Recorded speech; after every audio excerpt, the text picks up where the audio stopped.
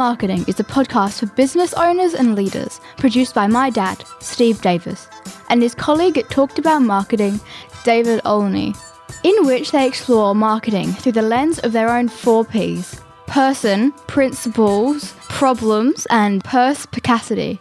Yes, you heard that correctly. Apart from their love of words, they really love helping people. So they hope this podcast will become a trusted companion on your journey in business. Dun dun dun, dun dun dun. From Dostoevsky with love. Do you think that would have worked as a James Bond title or just missed? I think it depends if you do the dodgy accent. With the dodgy accent, yes. But otherwise, it's a Dr. No from you. Absolutely. Our 4 Ps. Number 1, person. The aim of life is self-development, to realise one's nature perfectly. That is what each of us is here for. Oscar Wilde. In the person segment, we're going to take a run at this over the next couple of episodes. There was a collection of really interesting quotes from Dostoevsky, Fyodor Dostoevsky, one of the great Russian writers of all time. I remember reading Crime and Punishment when I was living overseas in Hungary, and it just, because the weather's quite bleak there, it was just perfect for getting into his dystopian view of the world. Have you read much? When I first got access to audiobooks, one of the first things I went and looked for was all the great Russian literature. And I remember going, there's not just one recording of these books, there's several. And I just went through and picked the most amazing voices. And I think I spent most of a summer in Gawler when it was above 35 degrees listening to dismal Russian literature. It was great. Well, there's a lot that's covered, but there's around about 16 or so quotes here. We're going to do 8 of them today. Here's the first one from Dostoevsky, and we're doing this in the person segment because I think there's some interesting things for applying to our lives. Above all, don't lie to yourself. I think that's pretty orthodox, straight down the middle advice, pretty decent advice, and it seems more obvious than it actually is. It seems obvious, and so many people will say they want to know the truth, but how often do people really want to know the truth? You can't handle the truth. Nope. Yeah. How do you know that you're not lying to yourself? Oh, that would actually take us back to Wild Creature Mind, which we talked about last episode, the Steve Biddulph book, because that part of our brain that communicates physically to us would be giving us pretty strange felt sensations. Heartburn, palpitations, headaches, all sorts of things to tightness in your chest, not in your stomach. And again, the whole point of someone running totally in left brain, fixated on their one idea or their one emotion as if it's the whole world. And very often people who are stuck in that state really can't find their truth or anyone else's truth. Number 2, your worst sin is that you have destroyed and betrayed yourself for nothing. Very typically Dostoevsky in saying that if you do not stay true to your own path, then nothing good can come of it. It's also a little bit bleaker than that, because he could actually be saying that it all ends up being nothing anyway, but along the way you've been a bastard. You've actually been horrible to yourself and others, and it's still for nothing, as opposed to at least living life bringing some sort of joy and comfort to others. Yeah, this is a precursor for a couple of the other quotes, that there is always the bigger picture with Dostoevsky of, can you create meaning in your life, in the world, because you are responsible for it. And to link this back to small business, this is going to become a constant theme of these Dostoevsky sectors, or these Dostoevsky segments, is that really, if you're creating a small business and you need to get people to believe in what you're creating, you need to believe in it, and you need to be able to explain what you believe in. Otherwise, how are you going to get anyone to know, like, and trust what you do? That sets us up for number 3, actually. Man has it all in his hands, and it slips through his fingers from sheer cowardice. And this speaks directly to not just the person, but to small business, because it's sometimes scary to put your ideas out there. They're out there to be chopped down. And probably the most common reason people push back and they don't blog, for example, is, oh, what if I'm wrong?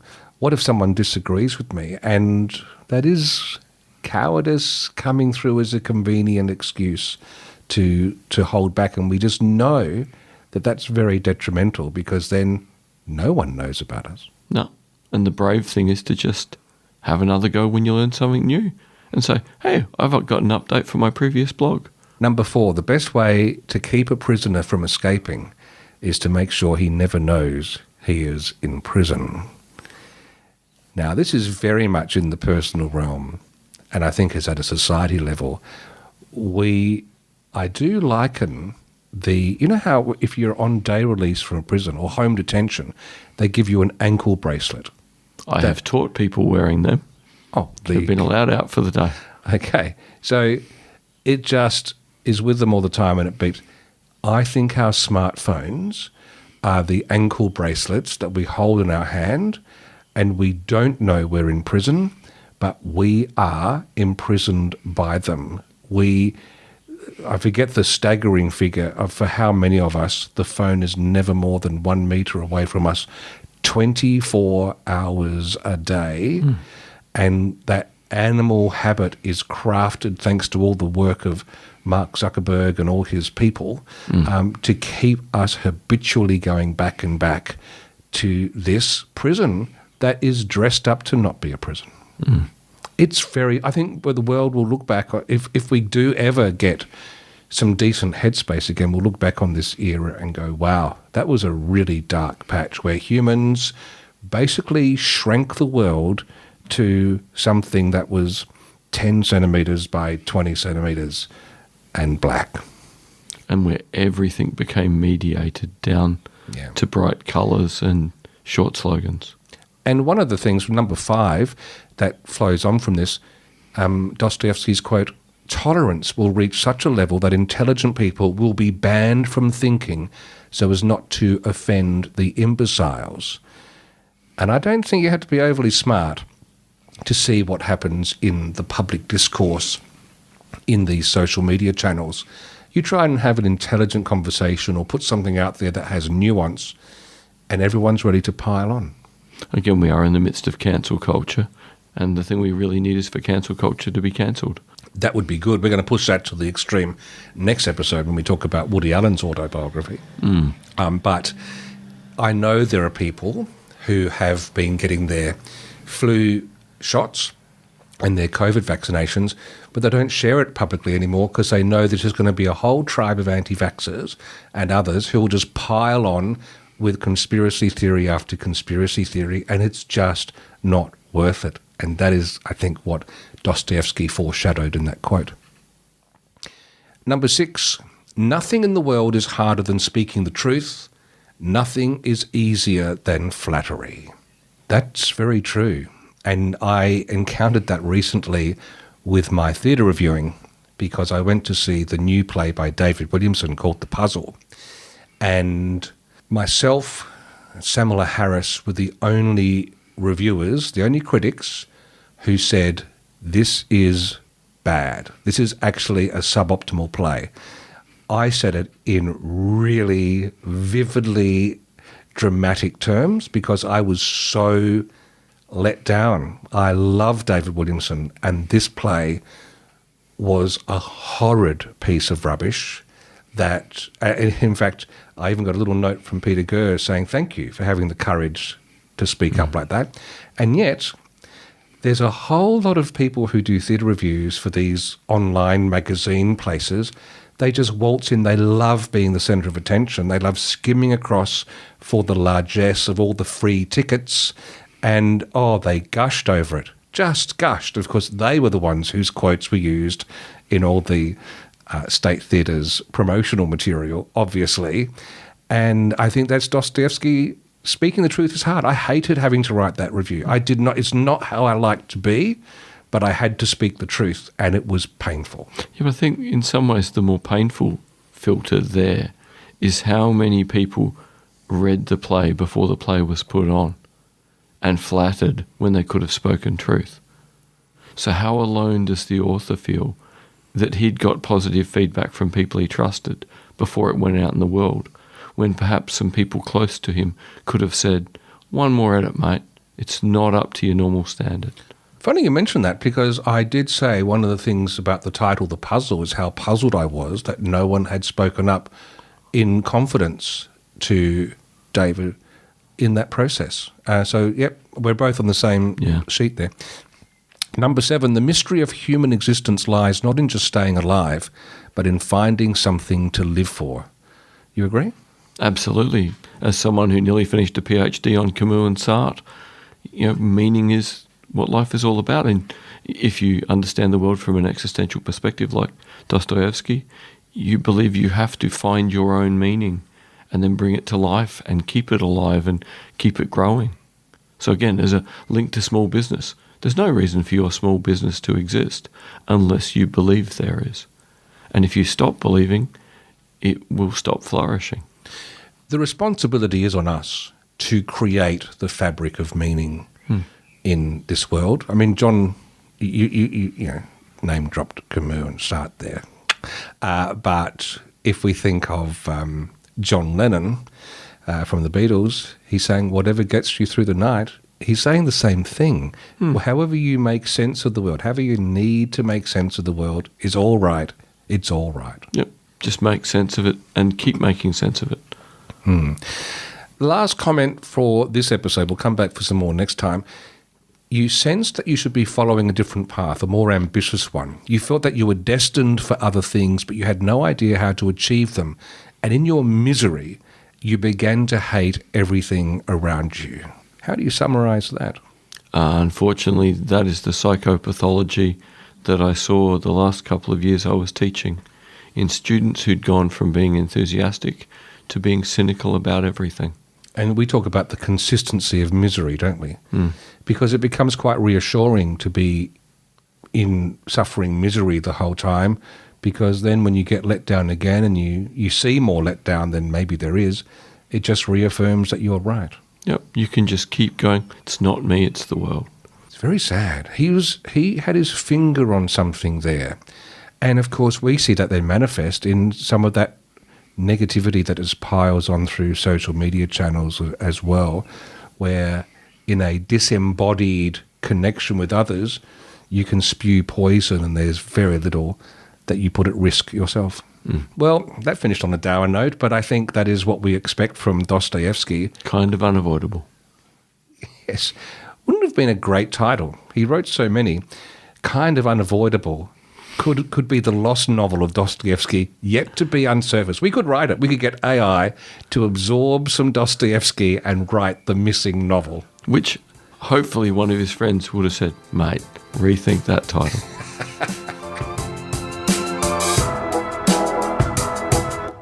Our 4 Ps.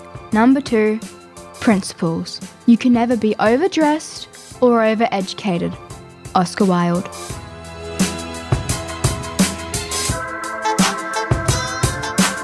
In the principles segment this episode, we're looking at a book called Hope for Cynics by Jamil Zaki. And you put me onto this book, David, and I'm going to go back into my theatre reviewer hat here and say there are 2 to 3 really profound insights in this book, and 90% of it is the worst, fluffery, padding, self-indulgent string of anecdotes I've ever had the displeasure of being forced to listen to. I won't disagree with you. It's an academic psychologist trying to write for a general audience, and somewhere along the line, someone on the editorial team has said, put some human interest in the book. It'll be better. So, listeners, I'll try and give you the important bit, or the important bits. So you maybe don't have to read the whole book. You can just listen to an interview with the author. And then say thank you to David afterwards. Well, that's always appreciated. So, key thing he's arguing is that actually the principal difficulty we're living through at the moment of our era is an epidemic of cynicism. And he draws the distinction between the ancient cynics in Greece and Rome. And the ancient cynics were an interesting bunch. They were nonconformists who believed in humanity, in cosmopolitanism, and living in accordance with nature. And they were serious nonconformists. They would walk around the world naked. Diogenes was famous for sleeping in a big clay jar in the market.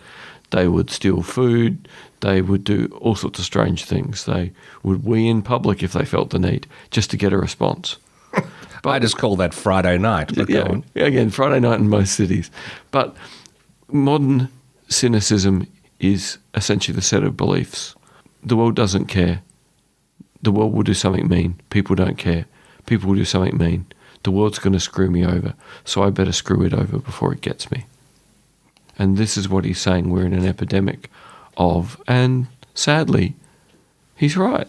Politics has become incredibly cynical. So many cultural discussions at the moment become incredibly cynical. So once he's established that, the rest of the book is what you can do to try and counter cynicism. And he uses ancient thought again to try and counter it. And he says the first thing you can do is try to be skeptical rather than be cynical. And what does he mean by that? And that's what I was about to explain, and good on you for jumping in. So skepticism means I don't believe you until you show me some evidence. Or I don't know what to believe, I'm going to find some evidence. So whether someone else is being cynical or you're being cynical, ask the questions. What evidence led you to believe that? What evidence led me to believe that?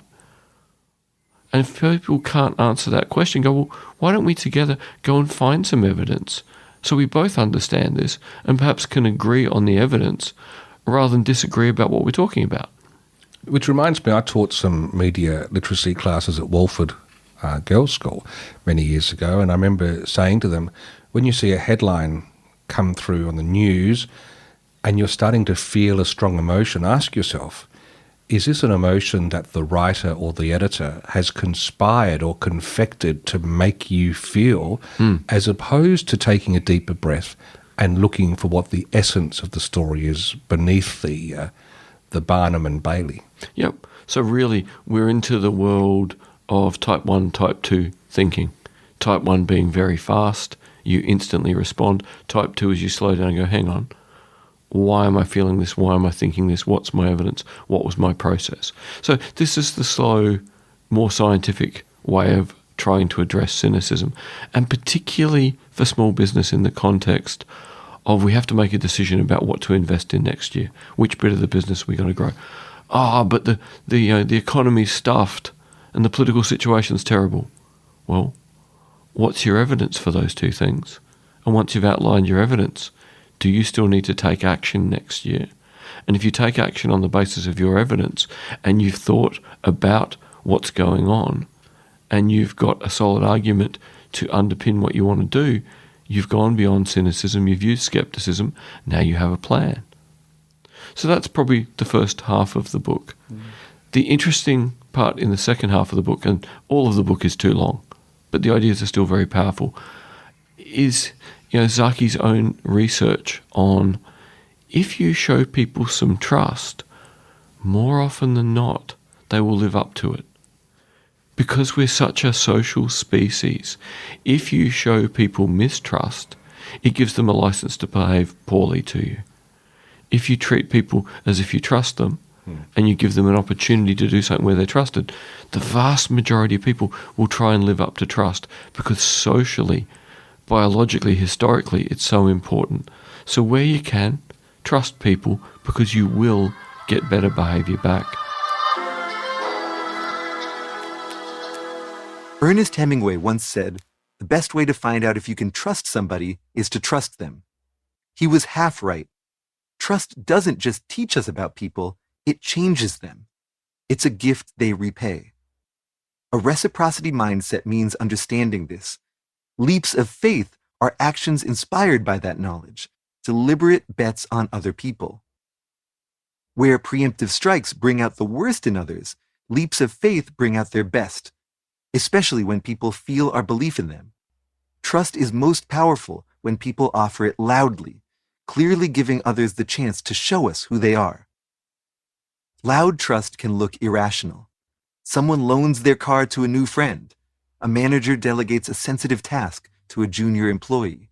Online daters fly across the country to meet up. But it's precisely that rash, uncounting quality that makes trust most powerful. In laboratory studies, people who invest in others in uncalculating ways, quickly or without knowing the odds of being repaid, are more likely to inspire others to earn that trust. That doesn't mean it comes naturally. Our cynical minds play movies of betrayal on repeat.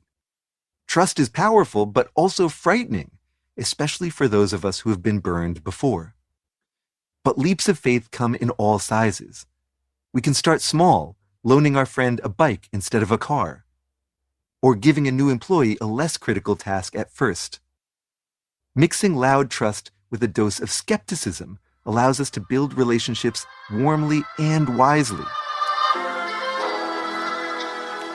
Certainly my example of this in years of teaching at university and then mentoring people and working with organisations is a thing called the Pygmalion effect, worked out by psychologists and teachers in the 1960s, that really captures this point. Treat people like they're going to do great things. And guess what? They perform better than they did before you start treating them that way. So the two main levers here that we're talking about is one, trying to adopt that type 2 thinking where possible. If we don't catch ourselves before we fly off the handle with just going along with the cynicism for the sake of it, just pause and double check. What's my evidence? Why do I believe this? And the other one is show some trust to others, and it's typically going to be a self-fulfilling prophecy that they're going to follow like with like. Yep. Give some, get some. Trust tends to flow in circles. Now, interestingly, having just read the book, I was very conscious when an email came through, which brings us strictly into the world of marketing. We used a company called The Depreciator up in Queensland to do a depreciation schedule on a property, and now we just get their marketing emails. And one came through this week with the subject line, David, "You might have more to fear from your neighbour than the ATO." Now, let's see how this fits in with the Hope for Cynics book. It says, I'll just read you this here. "Hi, Steve. They're watching you. Your neighbours, that is.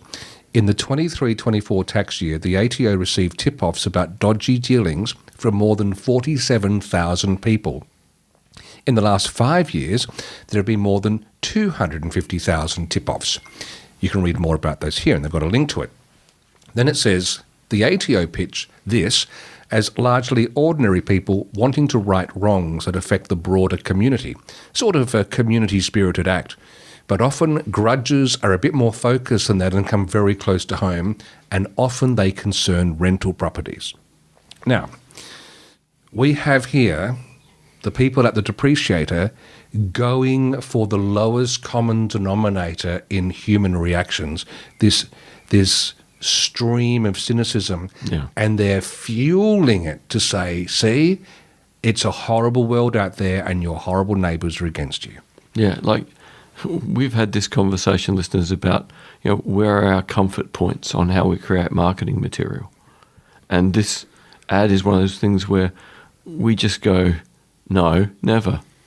This isn't fear of missing out in a positive way. There's something you could do. There's something that would improve your life. There's something that could change your situation. Do it now or you're wasting time. This is the world is negative and they're out to get you. And you got to get them before they get you. Or you've got to bulletproof yourself before they come for you. Like, it really doesn't get much psychologically uglier than this.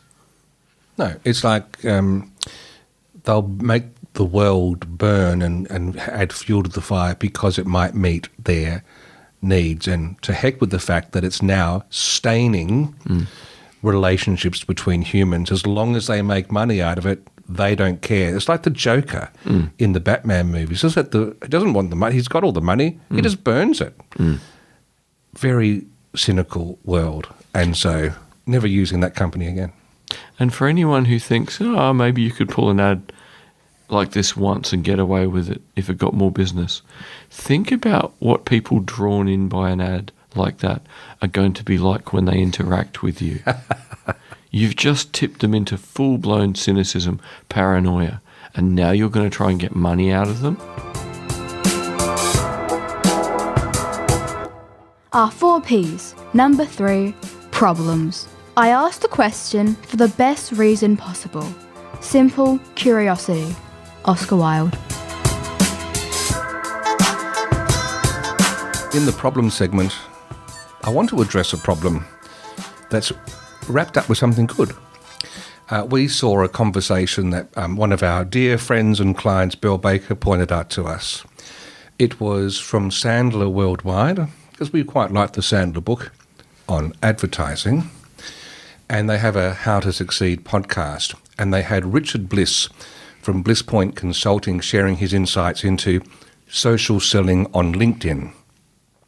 And his basic message was, putting posts on LinkedIn isn't necessarily the best way to make use of it, because LinkedIn doesn't necessarily show your post to your followers.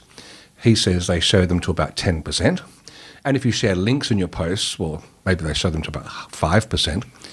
Where the value comes, what it's looking for is commenting on your posts by others, by strangers, by new people. So it sort of plays with that network effect. And he's making the point that if you really want to use LinkedIn as a powerful sales and marketing tool, you really should be commenting on the posts of your prospects, the people you're trying to target. Now, I'm with him so far. I don't know how you're feeling about this, David, but I hate the cold emails that come from people on LinkedIn. They typically get ignored, or they do get ignored. I would rather do what he's suggesting and engage in conversation, because it is a more natural thing to write a sentence about what someone else has written. Like, this is at least grounded somewhere in positive human behaviour.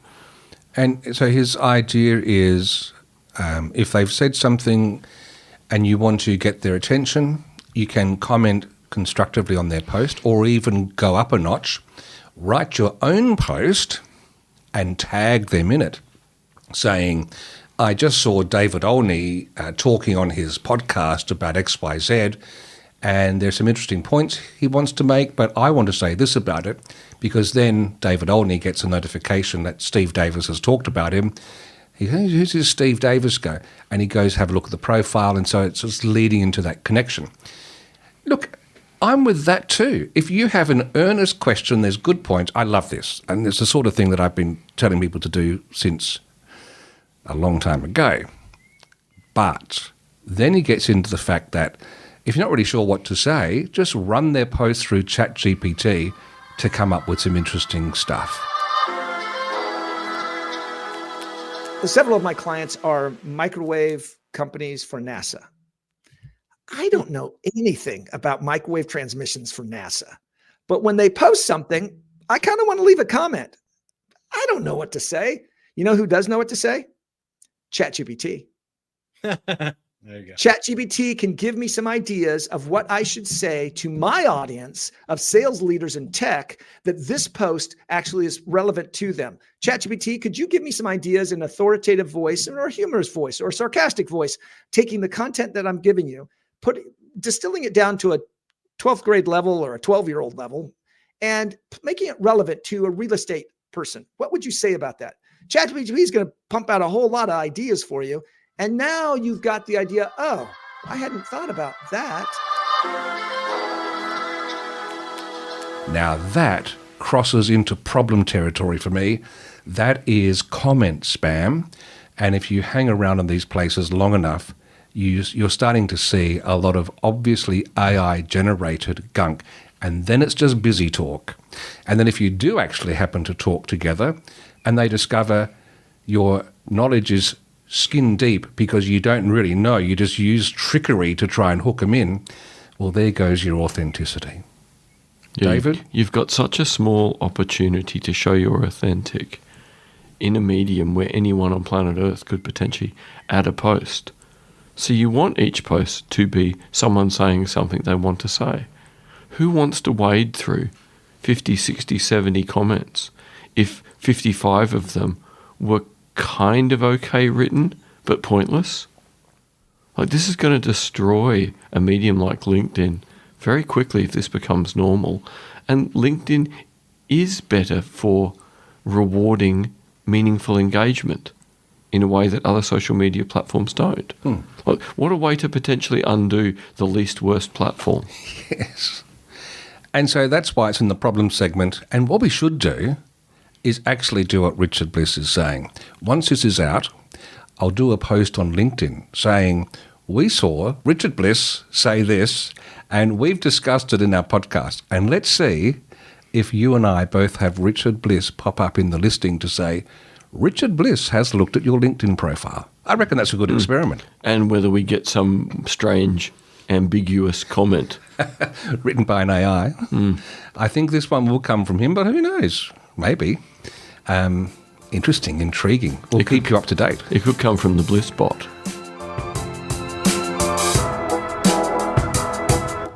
Our 4 Ps. Number 4. Perspicacity. The one duty we owe to history is to rewrite it. Oscar Wilde.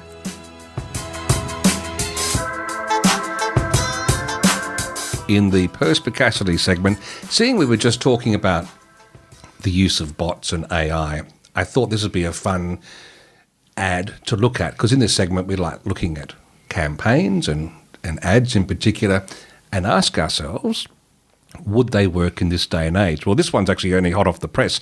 It's only just been published in the last week. It's a new ad by Fiverr, which is the site you go to outsource different tasks, and it's called Nobody Cares, the Musical.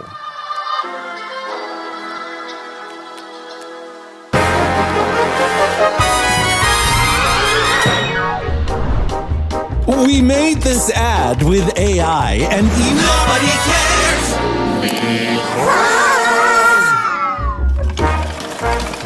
Nobody cares that you use AI. We get it.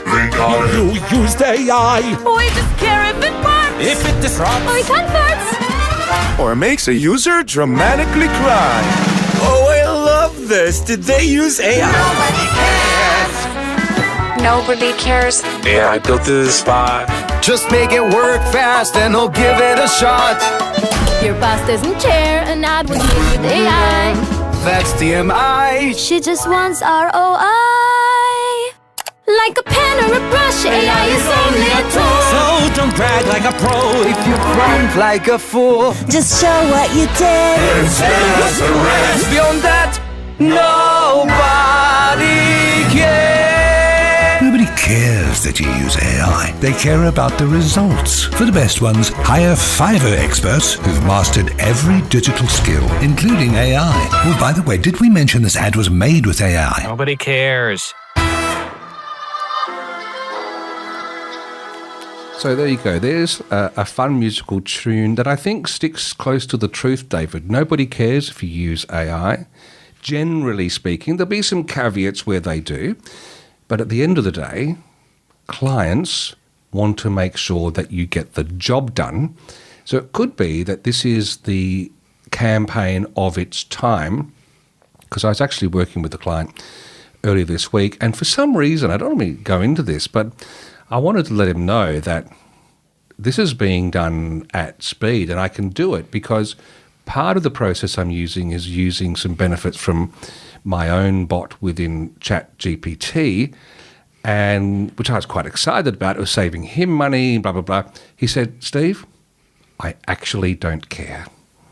I went, wow. And then lo and behold, 2 days later, this ad. And I think we're all in furious agreement with Fiverr, aren't we?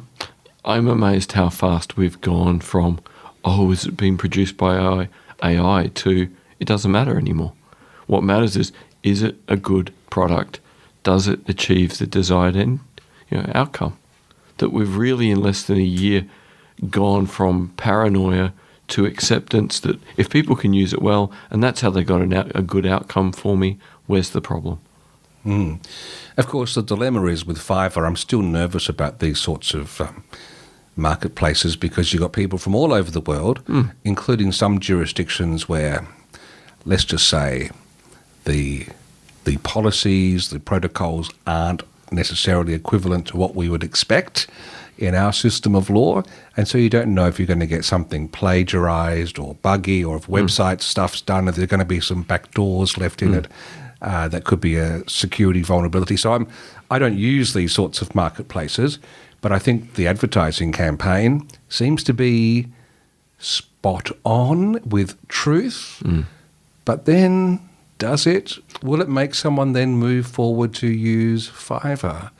Well, that's the interesting question. Like, if you trust that AI can get you the outcome, can you trust this platform will get you an outcome? So really, it's very good marketing because it's juggling, putting these two things together as if by accepting one, you're accepting both. So it's very psychologically sophisticated marketing. And the irony is, it's quite possible you could do it yourself in using AI without needing Fiverr in the first place. Yep. So there's a two-edged sword here.